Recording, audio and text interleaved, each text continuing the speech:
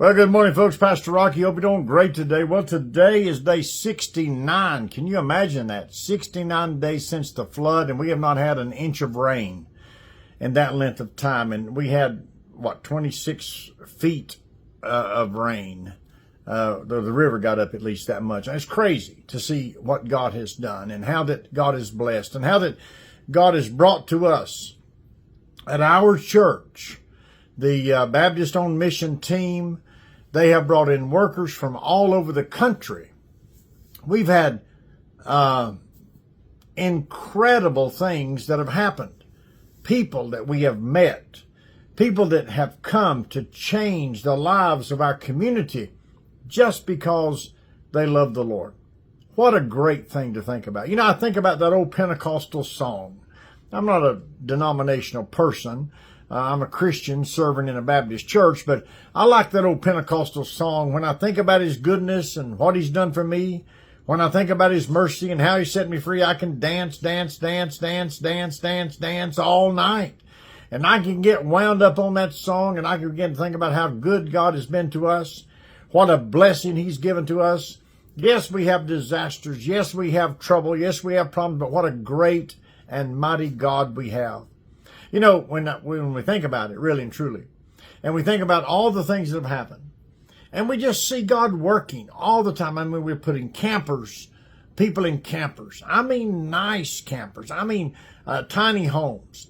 I mean, feeding them, clothing them. I mean, what a blessing. People rebuilding, tearing out, cutting trees, making roads, demolishing crushed buildings and making a place for a new one. I mean, just on and on and on. And let me say it again. When I think of His goodness and what He's done for me, when I think about His mercy and how He set me free, I can dance, dance, dance, dance, dance, dance, dance all night. Now, in that song, if you're a Pentecostal, they go through dancing, they go through jumping, they go through spinning, they go through running. They sing that song for about an hour because there is so much joy in Jesus for what He has done for me. And I hope and pray that there's that much joy in Jesus. Here we are in the middle of the morning, and I'm excited about what God is doing. I am blessed about what God is doing. I'm excited about people that are excited about doing His work. It kind of makes me think about Acts chapter 1, verse 8. Jesus said, when the Spirit of God comes on you, you shall be. Now that's an action verb. You shall be that's possessive, witnesses. You shall be my witnesses. I love that. And that's what we are. We are the witnesses of Jesus the Christ. Oh, what a wonderful thing to think about. You shall be my witnesses in Jerusalem, at home. You shall be my witnesses. And then in Samaria, Judea, the uttermost parts of the world, we are challenged. And we have people coming to us from all over the country. We have people that are sending things to us from all over the country. I've got a guy down there in New Mexico on an oil rig, and he's listening to our stuff. He can't get to us. And he's not a church guy. I'm not a church guy either, by the way. I'm a Christian serving in the Baptist church, and church is good, and I groove on church, but not sometimes the way man makes church. I just groove on the ecclesia. That's the Greek word, the called out ones. And this cat down here at the oil rig is listening to our messages, and he's saying, hey, I'm grooving with you. I'm not much of a church person, but I like what you're talking about. You see, when I think about those things, when I think about how God is reaching out and reaching in and stirring us up, that we can be excited about what Jesus Christ is doing because of what Jesus Christ has done. How wonderful is that? How great is that? You know, in this passage in Acts chapter 1, verse 8, Jesus said, but you shall receive power. Wow. I mean, the power, that dunamis, that's dynamite. You shall receive power. If you receive Christ, you receive power. And listen, we look at situations that we often think of that are hopeless. We look at a home that's destroyed, a tree down through the middle of the house, cars that have been crushed, communities that have been disrupted. And they're terrible, terrible, terrible, terrible. But Without Jesus, there's no hope. If there's no Jesus, there's no hope. And with Jesus, there is hope.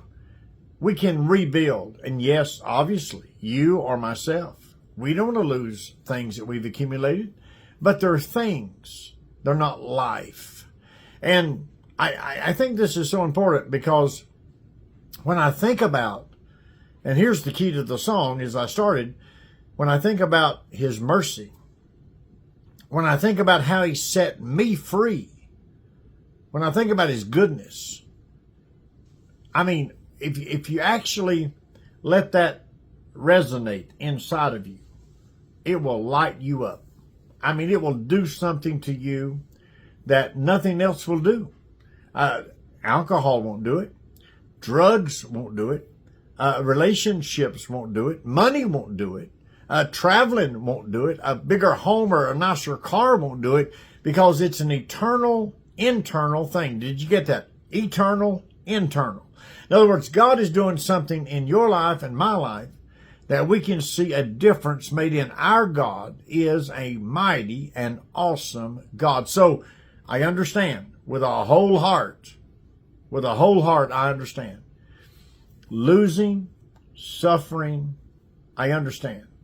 When I was a kid, I stood in the line with my grandmother at the welfare line, getting a block of cheese and a big old round container of peanut butter and powdered milk and powdered potatoes and this sort of thing, a bag of beans.